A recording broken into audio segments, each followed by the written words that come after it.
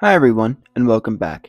Today I'm going to break down the tactics between Manchester City and Chelsea, as this 1-1 draw showed insight into how Guardiola is approaching his team with Rodri back in the starting lineup. And despite Chelsea letting go of Maresca, the Blues were still able to walk away with a draw at the Etihad. Let's get started with City in possession.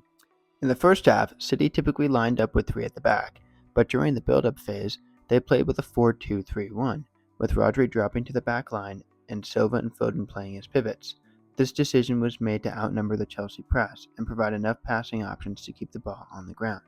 Once in the progression phase, City played with a 3-1-3-3, with the three midfielders ahead of Rodri remaining positionally very central to overload the Chelsea midfield. City's main objective was to play through the center, with Rodri often being the progenitor of forward progression. During this phase, it was crucial that O'Reilly and Silva held the City width, forcing Chelsea to remain more spread out between players. This effect left more space for City to play through the lines, thereby making it easier to play in the center. Another thing to note was the movement between Silva and Cherokee. Once the ball was out of the build-up phase, Silva would switch his role from operating in the center to out wide, and Cherokee would step inside. This was done to disrupt the man-to-man pressing Chelsea looked to apply during the City build-out, as well as to capitalize on Cherokee's creative playmaking in the center. Once in the attacking third, City shifted to a 3-1-2-4 and focused on playing wide and with coordinated movements.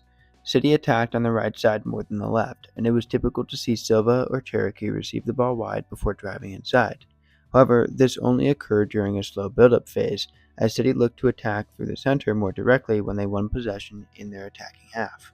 Defensively, when City were without the ball in their attacking third, they defended in a 4-1-3-2, with a heavy emphasis on forcing Chelsea to play down their right side. During this phase, City zonally marked in the center, to cut off passing options going forward.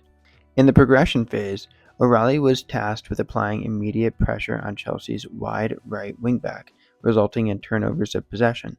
This played into the City defensive plan for the first half. During this phase, Silva was the primary developer of each formation change. His positioning alone resulted in City defending in either a 5-3-2, 4-4-2, and 4-2-3-1.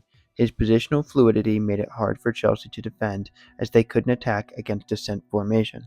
In the defensive third, City lined up in a 5-3-2, with the objective to keep Chelsea playing on the right side. During this time, City's positioning forced Palmer to drop deeper to receive the ball and make a pass back. Let's look at Chelsea in possession. During the build-up phase, Chelsea played with a 4-2-3-1, with the two midfielders dropping deep to outnumber the City press 6-5. Chelsea wanted to play with the ball on the ground, but found City's pressing difficult and forced the ball over the top when necessary. In the progression phase, Chelsea adapted to a 4-3-3, with Palmer playing as an extra midfielder. Chelsea's main objective was to play wide to avoid the City overload in midfield, and would often progress down the right channel by driving the ball into space. In the attacking third, Chelsea changed to a 3-3-4 and relied more on a fast build-up with the aim of catching City out of defensive position.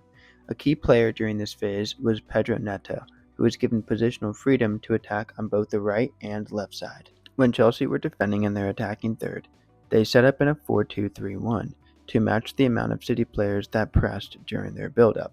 In the middle third, Chelsea opted for a mid-block, playing with a 5-3-2 designed to outnumber City in the center and force play wide. During this phase, we also saw Reinders man-marked by Ein Chimpong, who would frequently follow him into midfield.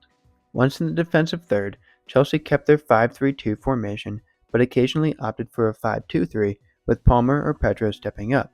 This change came about to push City back when they recycled the ball. At the half, City were dominating the match, leading in possession, shots, passing accuracy, and higher XG.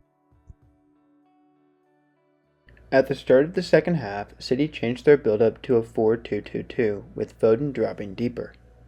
But as the half went on, City adapted to a 4-3-3, and then later a 4-2-3-1, to keep up with the high Chelsea press. As opposed to playing short, City played much more direct, and sent passes over the top to bypass the initial Chelsea defenders. Once in the progression phase, City continued with a 4-2-3-1 and changed O'Reilly's positioning to maintain a back four, sacrificing City's width in midfield. Once in the attacking third, it is important to note that much of the City attacks resulted in Chelsea turnovers rather than a slow build-up. And once Doku was subbed in, City played directly down the left channel rather than through the center. When defending, City kept their 4-1-3-2, the same as in the first half, and pressed Chelsea to the right. In the middle third, City's defense was designed to force Chelsea to play through the center, where City had a numerical advantage. The biggest defensive change came in the defensive third, when City opted for a 6-3-1 formation to maintain high numbers in the box. Although City sacrificed their numbers forward, Chelsea's high press meant that City could afford to play long into Haaland.